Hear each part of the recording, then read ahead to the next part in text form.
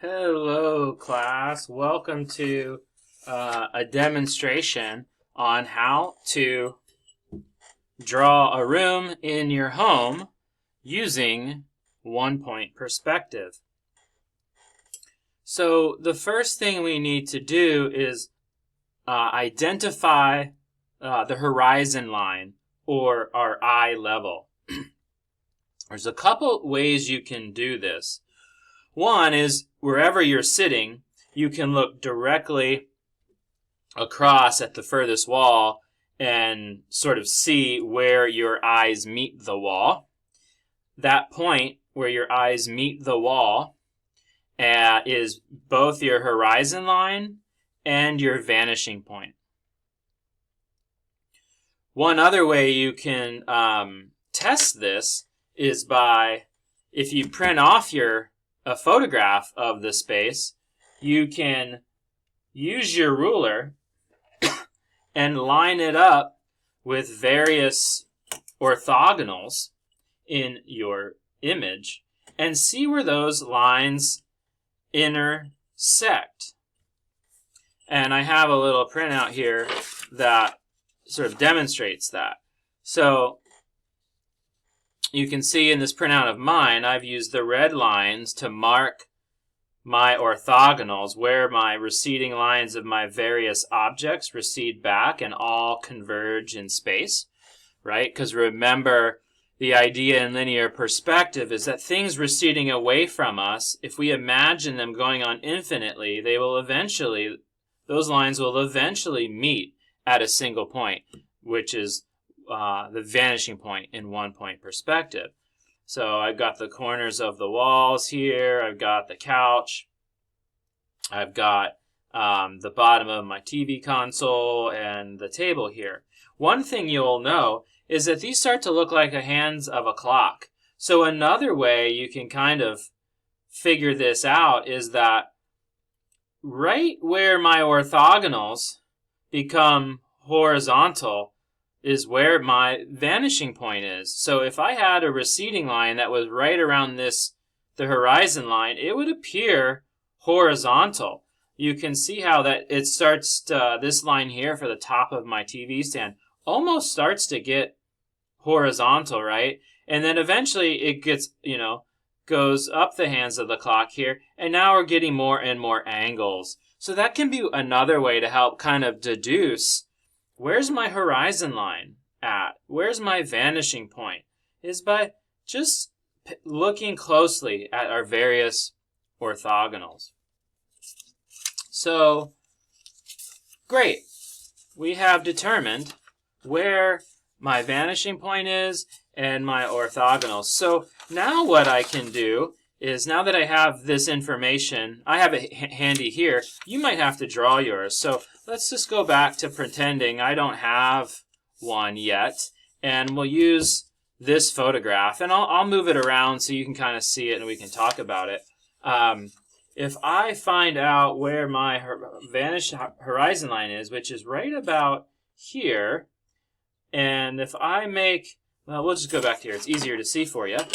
If it's right here, I can tell that, hey, that's like almost the very middle of my picture plane here, right? If I measured it, I could even confirm where exactly it is. So it's at like 3 3/4 inches here, and that's at 4 1/4. So technically, it's just a little bit above halfway. So if I find my paper dimension here, and I measure it, I'm like, okay, it's 14 inches. 7 inches is halfway. A little more than halfway is, we'll maybe go at 6 1/2 inches. So I can go ahead, make marks at 6 1/2 inches. Remember, right? Measure twice, cut once, always. And then I can draw my line here. And now I've mapped my horizon line here. Then if I think about, well, where's my vanishing point? Well, I could use my ruler to determine this as well. My page here is at like 10 1/2, and I'm at 4 3/4. So it's a little bit, it's not quite in the center of the page, so it's a little bit to the left. So if I find the middle of my page here with my ruler, hey, we're at 17, middle is 8. You know, I could probably put it here at like, I'm inclined to say maybe 6.5, or maybe we'll go 6 3/4. That looks pretty good. So I'll go ahead and put my vanishing point right here. So then I have to figure out where. I start with the back wall. So I have my horizon, I have my vanishing point. So I want to start with the back, the furthest wall away from me, and think about where is that going to go in my point of view. So if you're drawing from observation, you'll look and think, well, where do I want my back wall to be in my composition, right? So with my photograph here, since I can't show you this in person, I'm just using the photograph. Like, it'd be so great if I could sit with you in your room and draw the thing we see together, but we can't do that. So I'm just using a photograph here. But if I think about my shape here of my wall, you know, it's something about like this as a rectangle. So I notice it comes down below my vanishing point and horizon line, maybe like a third of the way or a quarter of the way, and then the rest of it is above, right, and goes up to the top. So and then I think about, well, how far over is it to the left and to the right of my picture plane? It's a little bit to the left, right? So I'm going to go ahead and what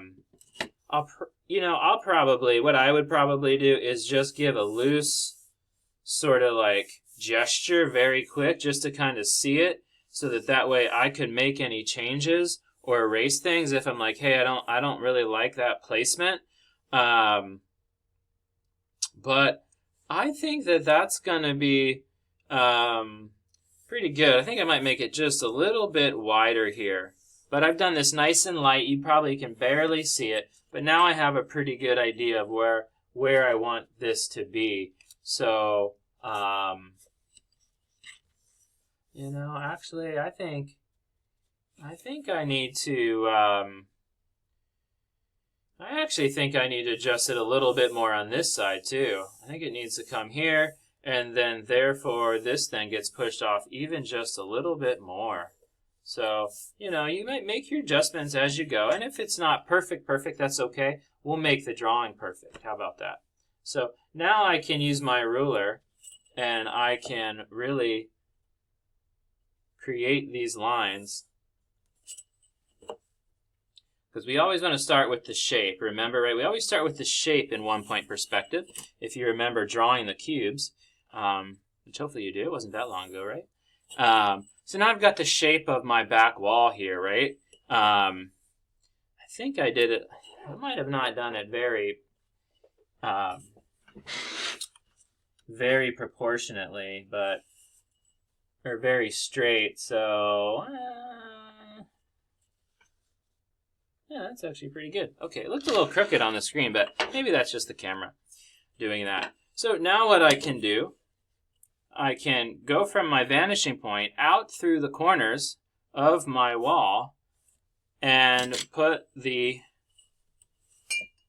sides, like the corners of where the ceiling meets the wall, because I can see them up top. Now, I cannot see them at the bottom, so I'm just going to go ahead and leave that off, because, hey, what's the point of doing something that you're just going to have to erase later? So now I can start putting my other objects in. So I'm going to just do a light gesture sketch here to think about, hey, where are all these things going to go? And I'm just going to start by just drawing the basic shape of my object. So I'm drawing the table here first. I'm just going to think, where's that going to go? Okay, that's going to go there, which means I'm going to have that like desk kind of be here, roughly. That's going to mean my, it's going to mean this couch goes somewhere like Actually, it overlaps a little bit there, so it's going to be something like this. So I'm just trying to get a vision of, hey, where are things going to go here? Just so I plot out my composition, right? We're always plotting out the composition. So I've got I've got that door here. So I can go ahead and map in the door loosely and just think about where my basic shapes are going to go. You know, I do want this bottom corner in. I think that's going to be helpful. So I'm going to put that in for myself. Might as well just go ahead and give myself this one too a little bit, just so I can see where that corner is, and that might help me fill in my couch a little bit better. Okay. So now I think I can go ahead and start with this main table here, because I think that's like my focal point, right? If I look at this image, that's like my focal point right there. So I want to get that placed right. So I'm going to use my ruler, really make this shape really good. Let's use a smaller ruler here. It's always handy to have multiple size rulers, I think. You probably only have one, but I like to have one at almost every size. Then I can go to my corner here of my shape, right? 1 point perspective, we start with the shape, and then I can align the corner with the vanishing point, and I can take this about a little bit more than what I really need. Then I can get a sense of it, and then I can say, okay, you know what? I'm going to put my horizontal line here to finish it off right about there, and then I can erase what I don't need. I got to find an eraser. Where'd all my erasers go? Here we go. So then I can clean up my drawing, and now I have the table in here. Now I do have a couple legs of my table, so I can kind of sketch those in loosely here. Get the width and map those in. These legs are at an angle, right? So they're not really using linear perspective here because there's just the two. However, if for some reason I was able to see the two back legs in the back, I could use linear perspective to find out where those legs would be, where they would be located. So if I could see through this table, I could then find out that the back, I could draw the whole box, right, and figure out where all that goes. Just like we were drawing the cube, right? Like I could determine that, hey, my whole table is back here. That means my additional legs are going to be somewhere like here, right? But we don't need to do that because the table is opaque and not transparent. So we know where that needs to be. So I can ultimately just go ahead and erase any line here that I don't need anymore, like the back of the wall that we can't see or any other line that is not actually in the view. So now I've got this couch. I might as well jump over to this couch here. So let's pull that back up so you can see it. Here's the couch. Let's see if I can get that in there so you can kind of see it. While I draw it, there's my couch. I'm going to go ahead and plot it. I'm noticing the couch line comes up right around here in relationship to the front table. So I can then go ahead, plot that line right out from the table and project it. And now I know the bottom of the couch. There is a straight line that goes up from the background. And the reason I'm not starting with the shape on the couch is because the shape of the couch is out of my picture plane. Like, I don't actually see that. So that means I'm just trying to figure out the rest of the couch. But I do notice that my couch does get pretty close to my horizon line at the top. So then that means I know that I need to kind of bring my couch arm up a little ways here. And I'll just go ahead and start with basic shapes. There's no need to go too complex on this drawing, just enough to really see what you're doing here. And then, yeah, I look at where the cushions start, and that's right about here in relationship to the table edge, right? I'm always looking for those relationships. Help me determine where things go. Then I can draw that line out from there. That's essentially here. So I could put the bottom of the cushions in too and give myself a guideline for the bottom of the cushions. But those are a little irregular, so I'll show you what I'll do with that. Just give myself a little guideline here, and then I'll go ahead and let's mark the top of the cushions. Let's say about right there. And then I can, again, I'll use the vanishing point, project the vanishing point through my mark I made, and now I can project that line out, and now I have where the cushions go. So my couch kind of goes in like this. I've got the top of the arm of the couch, do that. Let's see. So now I kind of get a better sense of the couch. Now I have this pillow here. Had I not had that there, then I could in theory see the back corner where the top of the couch meets the cushions, and I could put that in as well. And then I've got the back cushion here.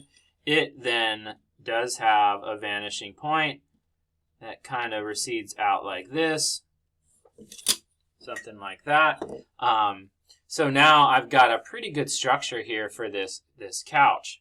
Now, I'm not going to be able to see any of these lines in the background because the couch is in front, so I might as well erase them just so they don't confuse me.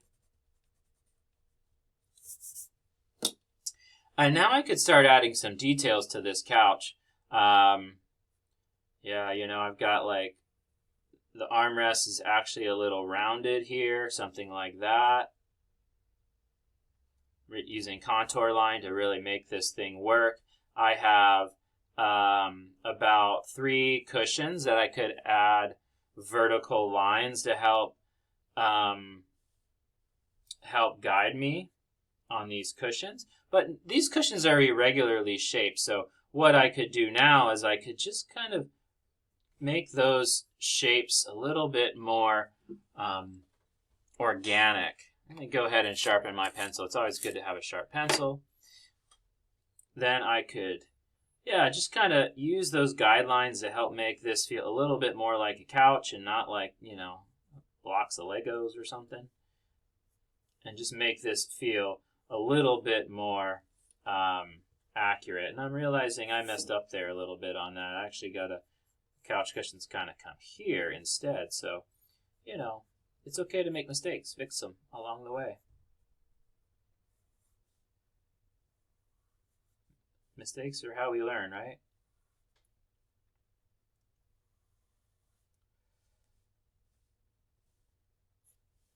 I've got this pillow on here. I could block this pillow in now.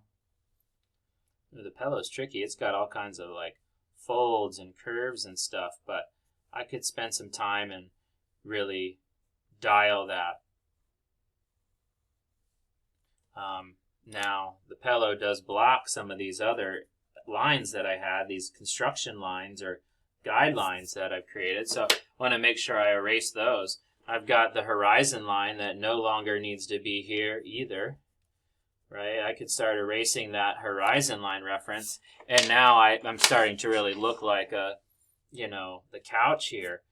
I could add additional details, right? This line here isn't quite perfectly straight, but pretty close, so I'll just reinforce it. It actually has 2 lines, the closer I look at it, so I could go ahead and add a double line right next to it. This line is quite dark because it's in shadow, so I'll go ahead and thicken it up, use those contour line techniques that we know, right? Thicker lines communicate values and darks, right? Thinner lines, highlights, right? So bring all that stuff back in from project 1. to make this contour line drawing have a little bit more life.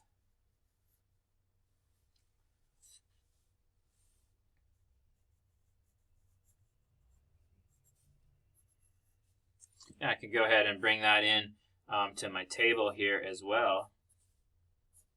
A little bit of just line variation here to make this thing feel a little bit more voluminous, a little bit more interesting. In the final drawing you make for your project 3, you'll actually shade things in, but I think for today we don't need to worry about shading quite yet.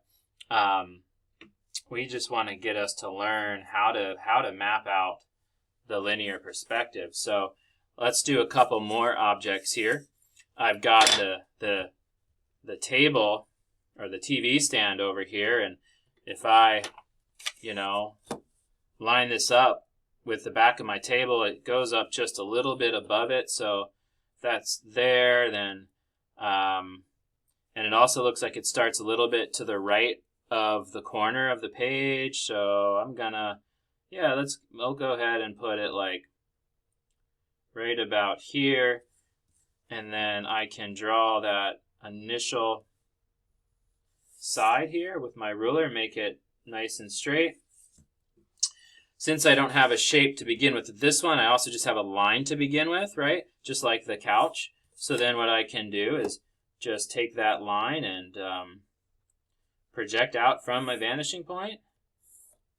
And from the top and bottom of that line, project out from the vanishing point. And now I have the basic TV stand mapped in here. I can add the leg. I can add the detail of the cabinets here. Go ahead and make sure I use a ruler for that, get it straight. I have a shelf in here that's about midway, so I can use my vanishing point again one more time, project through that midline, and now I have my shelf in here. I also have hard to see in the picture, but I have a receiver here for my stereo, so I could go ahead and push that through as well. And now I have I have objects in here. I think have another one, a cassette player down here, and I could do the same thing. All these little details that we do with our linear perspective just add more and more visual interest and really good things, right? I'm noticing that my shelf is also dimensional here, so I might as well go ahead and add a double line to make that shelf feel like there's actually a piece of wood in there. The same thing with the cabinet, right? The cabinet actually has a door on here, and I can use my vanishing points and some new lines to add that detail in there. Put a vertical line to finish off the cabinet door, and now I have a cabinet door. And now I could go ahead and add the TV here if I want, right?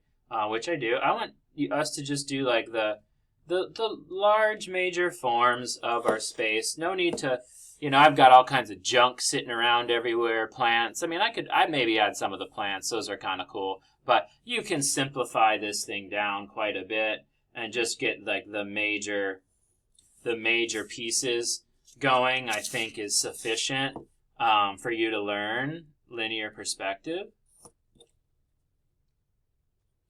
So yeah, we've been going at about 24 minutes. This does take a little bit to do, but hopefully it shouldn't take you too long, and maybe you won't be like me and pick something really complex.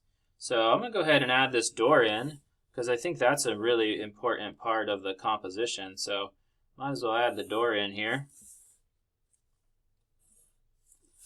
I could, put the doorknob in here and the lock, add some of those details. I could use my ruler to get the patterns in the door. Just kind of starting with a big rectangle at first, and then I'll go ahead and break it up into its shapes. Now there is no right? There is no linear perspective on the door here because we are, it's just a flat shape, right? So there's no receding here. So I've just got to kind of draw the patterns in here and then erase any guidelines that I don't need that helped get me there. Right? And now I'm starting to have that feel of the pattern of the door on there. It's a little off. Notice it's a little lopsided. I would fix that if I were attempting to do this really well, but I just want to give you some information. I'm looking at where the shadows are on this door just so I can add some more line weight variation on that. I can think about where are my highlights and add a double line for that, and use all those contour line tools that we are aware of. Yeah, I've got a shelf over here. I feel like that shelf would be one last good piece to really get in. Good thing with the shelf, I actually do see the shape here. So that means I've just got to draw that rectangle of the shelf. That's the shape of the shelf, right? Just a rectangle. And then I can use linear perspective to then put the shelf and the back of the shelf in. Actually, I think I want it to go right about here. There's the back line of the shelf. Now I can erase some of those tools. I actually think I made it a little, I think I made it a little, I messed it up. Hey, that's okay. That's what the eraser's for. I'm going to go ahead and fix it. I want that to go a little bit further out, then come down like that, which just means I need to adjust that. Hey, and that's okay. That's great. Make some adjustments, really see how this works. And I can erase any lines in here that I don't need or don't see. Get rid of any construction lines.